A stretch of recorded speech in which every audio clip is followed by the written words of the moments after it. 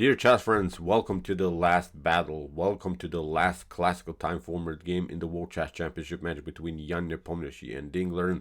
Welcome to the round 14 of this epic and brilliant chess event. So, before this round 14, the result was 6.5 points for both sides. So, whoever wins now this game is becoming the world champion in chess. If the game ends in a draw, then tomorrow we'll see additional tiebreak games. So, let's keep immediately to the game. The game finished a couple of minutes ago. Really, again, a crazy game with many ups and downs. So, Ding with the white pieces opened with the move d4. Jan's response was knight to f6. We have c4, e6, knight to c3 here by Ding. He didn't play the anti or counter Nimzo Indian. He played knight to c3, inviting here Nepo to go into the Nimzo Indian, hoping, of course, here to mess up the pawn structure by picking up the knight on c3. Here, Ding goes into the so-called normal line. He's keeping his chances here. He's playing fast development. He wants to play bishop to d3, maybe even knight to e2, then a3, maybe also to recapture the knight with his other knight on c3. So in the game, kingside Carlsen, bishop to d2, also a very often played sideline. Again, after bishop to c3, then you don't have to, of course, pick up with the pawn. You don't have to further mess up your pawn structure on the c file. So in the game d5, the game transposes now into structures of the queen's gambit decline, the slash Ragos in defense. If you're familiar with the Ragos in defense, it is of course not the same but similar.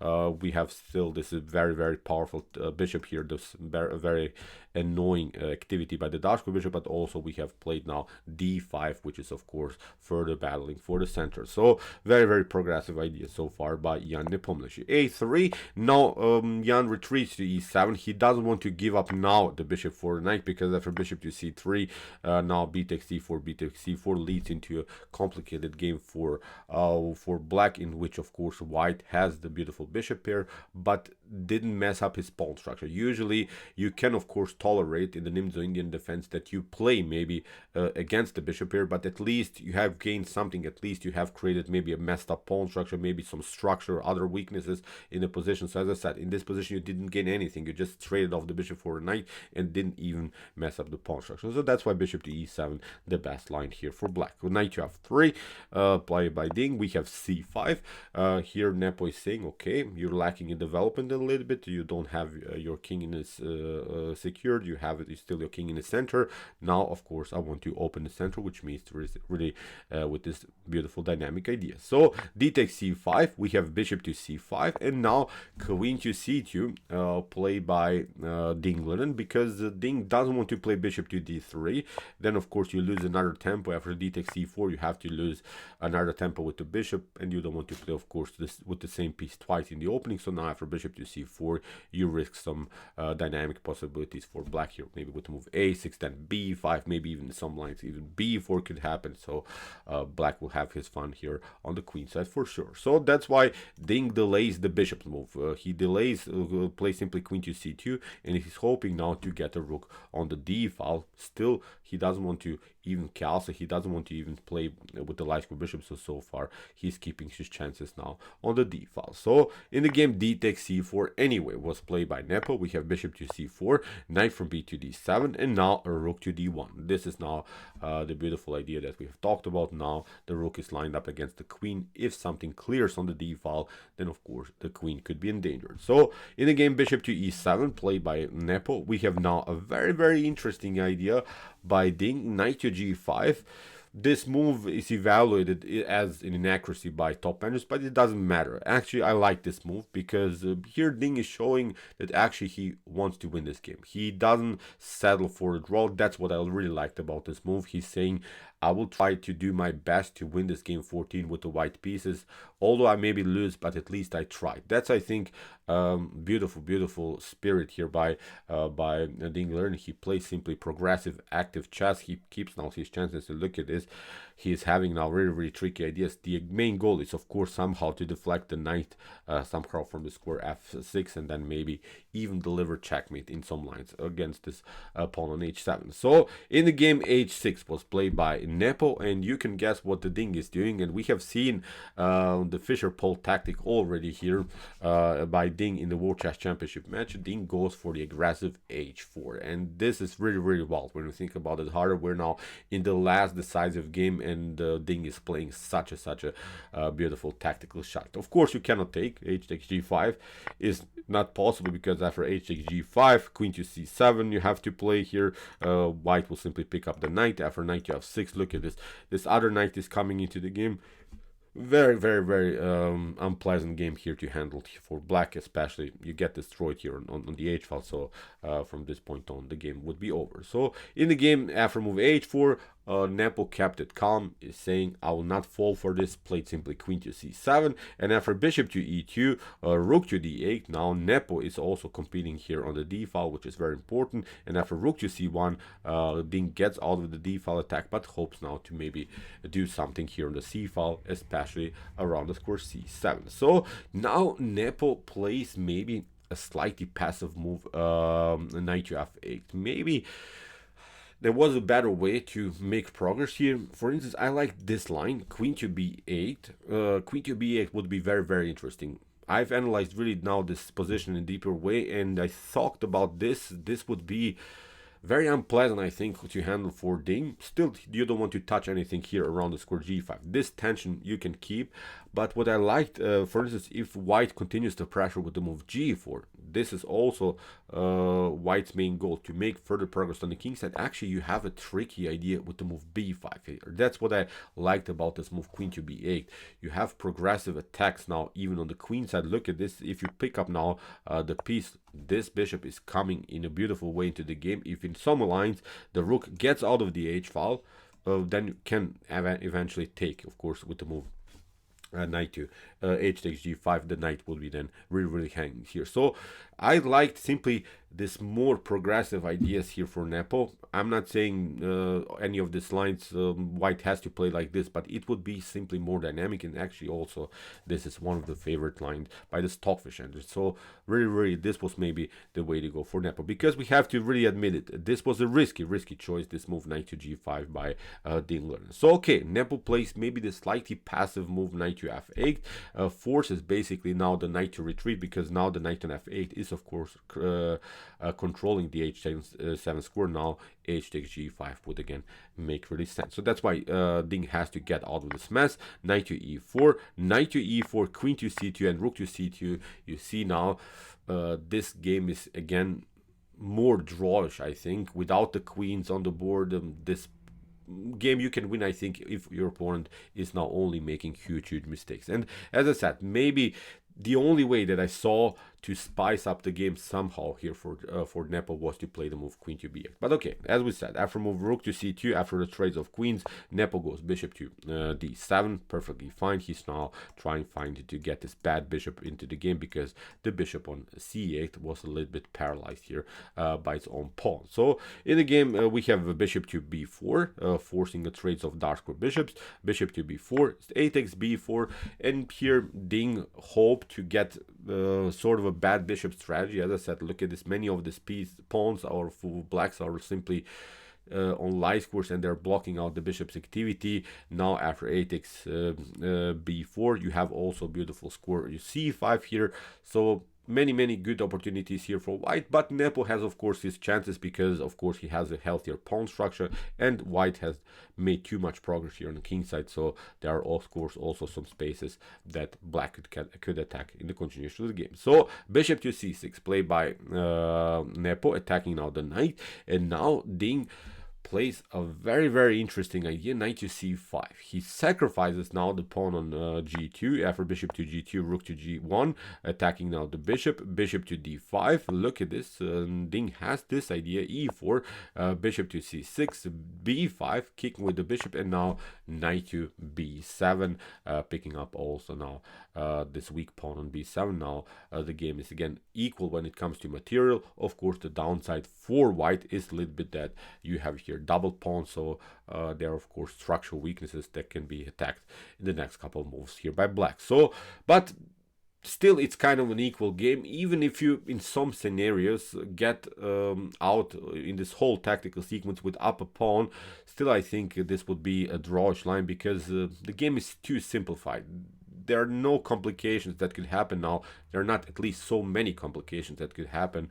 But here Ding is settling basic for a draw because he has to, I think, now struggle for a draw. He has the worst structure here, so that's why he's keeping now his chances by maybe trading off some pieces and reaching a drawish endgame. So Nepo tries to battle. He plays now rook to d4. He plays now active chess. He's hoping now to even win the game. The evaluation here is slightly better for black already, especially because of this worst pawn structure here by white. Rook to c4. Here Nepo goes with rook to d7, knight to c5, rook to c7, pinning now also the knight against the rook. We have rook to c3, rook from a to c8. Although maybe here an interesting choice would have been first of all to play the move knight to g6. Maybe Nepo should have included here this knight further into the game. Now look at these weaknesses that white is here in the position, especially around the square e5, also around the square f4. So sometimes in chess we miss our chances to activate pieces further. I think with the move knight to g6, Nepo could have gone in a better line. But okay, after move rook to c3, we have rook to c8 by Nepo. We have now b4. This knight is really cemented on this beautiful square. Now comes knight to d7, competing now against this knight on c5. Rook to g3, knight takes c5, b takes c5, rook to c5. But also Ding can pick up now also the pawn on g7, and again the material is equal. The only downside for white in this position is of course that you have this weak pawn on b5, which is already attacked by the bishop and the rook. So maybe in the next couple of moves you could lose the b pawn, so still then black should be better. But even in this types of positions, still it's so hard. Even if you manage somehow to pick up the pawn on b5, it would be a tough time to win the game here for black also. So in the game king to f8, we have bishop to d3 by Ding, protecting now the pawn on e4 and keeping his chances, maybe activating the king somehow. In the game rook to d8, attacking now the bishop, and now comes the first really critical moment I think in the game. Here Ding goes with the move king to e2, and you see now you are basically standing in the way here of your own bishop. The bishop is a little bit paralyzed here. Nepo first of all does the correct move. He plays rook to c3, attacks now the piece twice. Here Ding plays rook to g8. After king to e7, we have rook to g3. Here everything is so far fine for white. White is protecting the pawn, the bishop on d3, but now Nepo makes his mistake. He plays now the move e5, and this move is bad because what Nepo should have played is the move rook to b3, controlling the square b6 and controlling also the square b5. You will see now in the next couple of moves why it was important here to control this b6 square, because if in some lines you play b6, then of course we can pick it up with the rook and we are controlling still the b5 square. For instance, if you try something like rook to h8 here to attack this pawn on h6, white will get challenged with this idea, rook to d4. Maybe you can play bishop to c2, but now look at this, even bishop to b5 is happening. Even if you try, instead of this move bishop to c2, you're trying maybe to pick up the pawn, then look at this, there are even this kind of tactics with bishop to b5. The game would be actually over here for white. Really wild stuff. So you see, after move rook to g3, Nepo makes a huge mistake now with the move e5. He should have played the rook to b3, controlling the b6 square, and now you see why it was important to control this square, because after e5, here Ding plays rook to h8, attacking now the pawn, rook to d6, and now b6. Look at this. This is now a different story. Ding sends some blood here. He's seeing now really a beautiful drawish sequence, because after b6, rook to b6, now comes the stunning tactic. Rook takes e8, king takes e8, bishop to b5. Notice if this rook would have been here, that this kind of a tactic would not be possible. So that's why the move rook to b3 was correct. It was controlling b6, but also now the b5 square. Now the rook on c3 is a little bit lost, because after rook to b5, rook to c3, we have reached now this endgame in which, okay, obviously black is better because of the extra pawn, but it's so hard to play now this game. You have to be really a machine in order to win this game, and white has to make a mistake in order to let you maybe to win this endgame. So if white plays now the game correctly, this endgame should actually end with a draw. But okay, let's see what happens. Rook to, after rook to c3, king to d7. Important move by Nepo, not allowing here the rook to come on the 7th rank. We have rook to f3, king to e7, rook to c3. Again, Ding is trying to do the same. We have now the move a5, a check by Ding, king to f6, rook to c6, and now king to g7. Here Nepo secures everything, protects now these pawns. But of course, the downside is that you don't have your rook behind the pawn. If you could just imagine now the same position with your rook maybe here on a8, then this endgame would be winning here for Nepo, because you would just deflect the rook and the king towards the queen side, and then you could have maybe access somehow with your king towards the pawns, and you can maybe win this beautiful endgame. But of course, it's not like that. That's why it should be a drawish position. So in the game, rook to a6, Ding goes behind this pawn, not allowing this pawn to be pushed further. But of course, Nepo plays the only move that is keeping some kind of a winning chance here. Rook to b2, attacking now the king, king to f3, and now he goes with the rook in front of the pawn, but at least he has clear path, at least to the 2nd rank. At least he'll push the pawn somehow to the 2nd rank, and then maybe in some lines he could somehow include the king into the game and maybe hope for a winning game. But of course, the downside is that white has also some chances here to make something to happen. So white can also maybe attack the king sides. In the continuation of the game, Ding Liren had 2 chances. Now, what would you do here? Maybe you could pause the video, and what kind of a drawish idea would you produce here if you would play the game with the white pieces? What would you do here?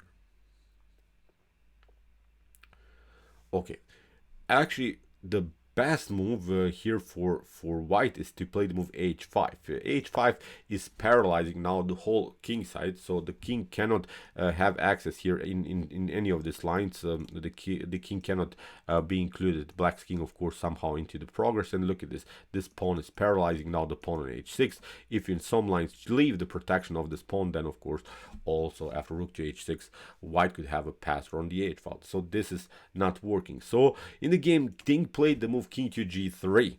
This is again maybe a tiny little inaccurate move. It's not even a bad move, but I think this move from an endgame's perspective gives more chances for black, because now Nepo is playing the move h5, and again, if you play this endgame correctly, again this should be a draw.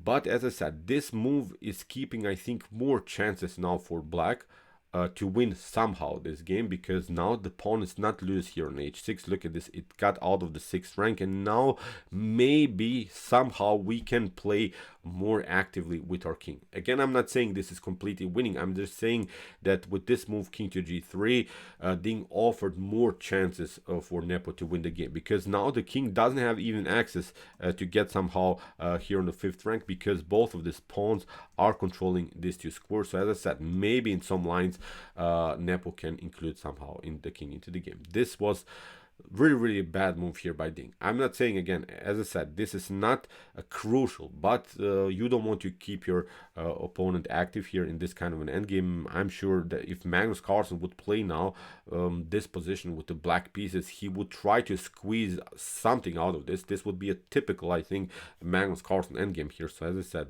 h5, Ding should have played king to g3. Really inaccurate move here by the Chinese grandmaster. So in the game, rook to a8, and now Nepo goes, of course, with rook to a1. He's trying at least to keep his pawn as much as he can towards potential promotion. He's trying to push it at least somehow to the a2 square, and in some lines maybe deliver check, and then to promote the pawn. Of course, if again white plays the game correctly, again there should be probably a draw. After rook a1, here Ding played king to g2. Nepo pushed, of course, the pawn further, but you see also there are many weaknesses in Nepo's position, many of these targets here for Ding. We have f6, so we have king to f3, and Nepo still pushed the pawn further. We have king to f7, after king to e3, king to e8. Here Nepo is trying to get the king closer to the action, maybe even somehow to connect to this pawn and then start to push it further. So we have after king to f3, king to e8, king to e2. We have king to e7, after king to f3. Here, of course, Ding hopes to get a perpetual draw, so 3 times repetition. After rook to a2, king to e3. Again, we have a couple of repetitions, but after rook to a2, king to e3, now Nepo makes a decision. He steps back from the defense of the pawn on f6. Ding accepts the challenge, but now at least Nepo can get the pawn a little bit closer to potential promotion. At least he can get it on the second rank. Rook to a6, king to rook to b3. The king has to step back, and now Nepo simply gets closer.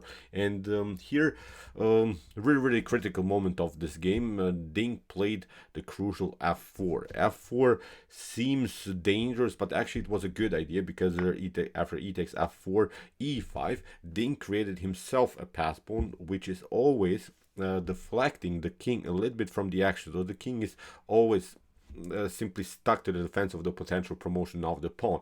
This king is holding, of course, the f pawn, and this rook is holding the a pawn. So still, it's a theoretical draw. I think you can lose only this game if you make a huge mistake. So in the game, after king to b7, we have king to a4, rook to a4, king to c6, rook to a6. Here by Ding Liren, you cannot pick up here the pawn on f4. This is very dangerous. This was a dirty trick here by Jan Nepomniachtchi, because then the king gets simply closer to the action. You can maybe get back, but now we simply pick up this one, and after a couple more moves, we simply get the king closer to the action of this pawn, and of course, with the support of the king, this is then a winning game here for black. Of course, the king is cut off. You cannot have access to the pawns on the king side. So in the game, after move rook to a6, here Nepo played king to b5. We have rook to a7, king to b6. Now after rook to a8, king to c5. Again, a couple perpetuals here. Nepo didn't want to risk to play a third time perpetual, play king to c6, and now king to d7. Again, he tried to do something, but of course Ding is playing this endgame very easily. King to f2. Now Nepo is getting closer again with the king. After rook king to g3, king to f1, rook to c3. Again, a couple of repetitions by rook and king moves. Now after king to c7, e6. Here the Ding makes again a huge decision. Now after king to d8, rook to a7, we have king to e8, and now king to g2. We have rook takes e6 here by Nepo, but now finally also Ding can pick up now the pawn on a6. The king is far away from the defense of the pawn on f4, so still it's a draw. Rook to g6, king to f2, rook to g4, rook to a5, and after rook to h4, king to f3, the king gets closer. Rook to f5, king to e6, rook to f4, rook to f4. In this position, both players, of course, agree to a draw. King to f4 leads into a drawish line. There's no way that you're going to promote this outside pass pawn. So, it was a draw.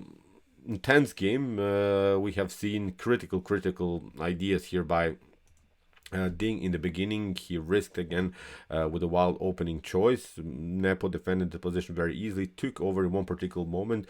The critical idea was maybe this e5 in the middle game stage. Let's go to this maybe really critical moment. Where did we have this position? So okay, here after a couple more moves, we had here this move e5, and the bad part I think here for Nepo was that he spent only around 3 minutes for this move. He had still around 20 something minutes on the clock, and he could have maybe forced a better line. As we said, instead of this move e5, rook to b3 was the better move, and Nepo again played too fast in critical moments. This thing happened to him many times now in the World Chess Championship match, that he missed or blundered because he plays simply too fast. Here, it's not a problem that you don't see maybe a better continuation. I think the main issue was here that he simply played too fast. He just played the move e5, rushed a little bit, and now it was the critical time to make something to happen in this game. Rook to b3. I'm not saying this is completely winning, but it would cause, I think, here Ding Liren a headache. Ding would have huge problems in order to defend his position. So, okay, this is it. Those tomorrow we'll see additional games. So this is not over. Both players have now great chances.